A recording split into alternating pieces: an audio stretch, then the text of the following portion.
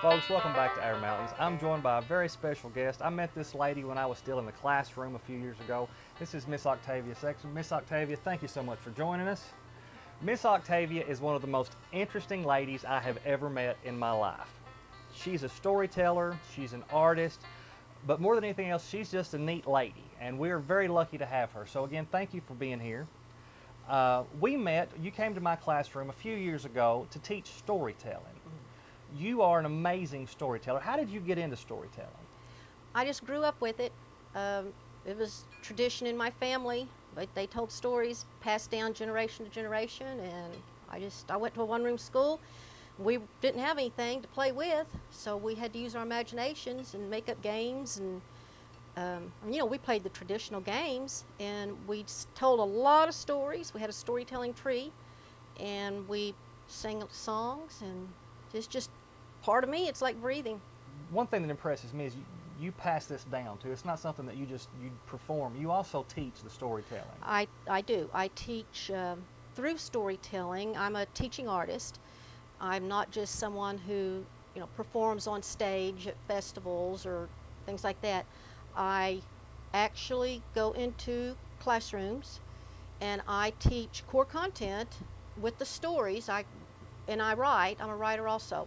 And so through the storytelling, I teach drama. I can teach speaking skills. We can create historical fiction and then transform that into a telling. I use storytelling. I have used storytelling in rape crisis centers.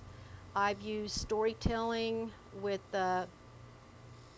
at-risk youth, used it in addiction centers. You tell me did you do it in prisons once? Yes, did that. You've done it all over. Yes, and right now Brenda Richardson, she is a retired professor from Brill College. We applied for a Kentucky Foundation for Women grant and got it, and we are using story a multiple way of storytelling. You can tell stories through song, you can tell stories through photographs, and you put it all together. We are telling stories through jewelry. And we got this grant, and we're working in Clay County with young women who have children, very young women with children. And while they sit around and they're creating this jewelry, there's a reason they choose each thing they, bead or whatever they put into this jewelry. There's a story behind it. They tell their stories like people used to do when they made quilts. Mm-hmm. And we thought, and at the same time, I'm telling stories about strong women who made a difference in Appalachia, because the women sometimes are just, they feel helpless, especially if you're an unwed mother and you're living not the ideal life that you thought you wanted. Sometimes you might not even make it through school because of the child or whatever, and we're using story to show them we've lost story. Sure. We've lost connection with our land and who we are, and we just seem like we have no purpose. And these women live in one of the most beautiful counties, Clay County. It's beautiful out there. It's an impoverished county, and a lot of people, they go to college, they leave, they don't come back. Some people, they don't want to go to college, and you don't have to go to college. I am for education. I was a teacher, but that may not be what you want to do. As my daddy used to say, all honest work is noble. Absolutely.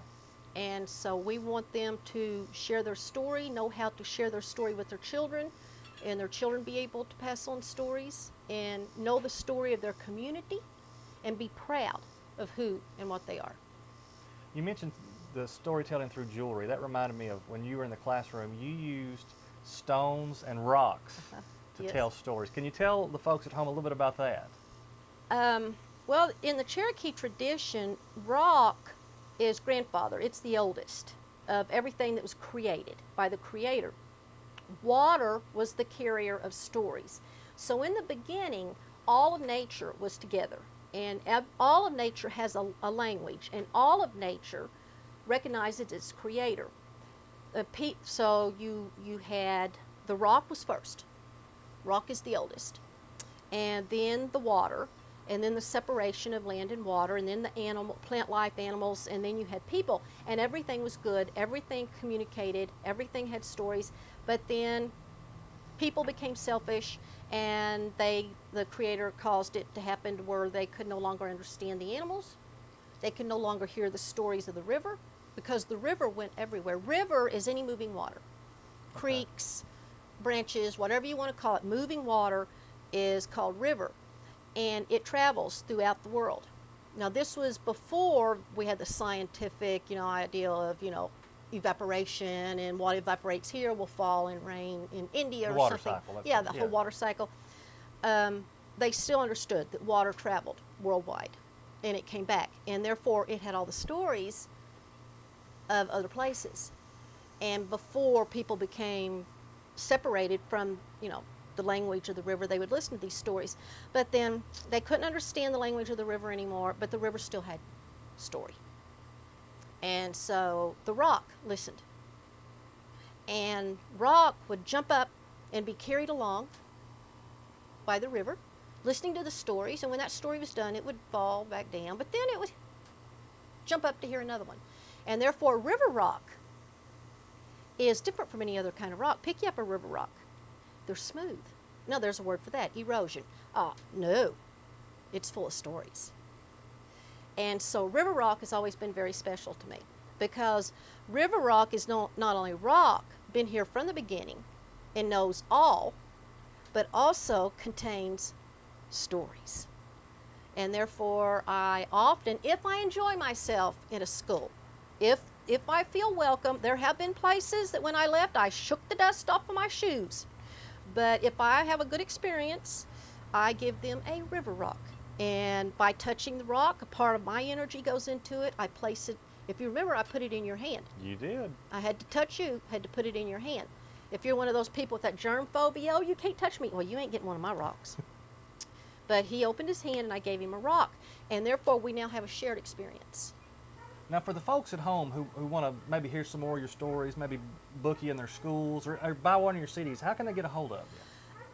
Well, my website is www.octaviasexton.com, and you can purchase my CDs through cdbaby.com. I also have a book of student jack tales published, and you can get that through lulu.com, or buy them from me through my, you can go to my website, and I think there's links to all those places.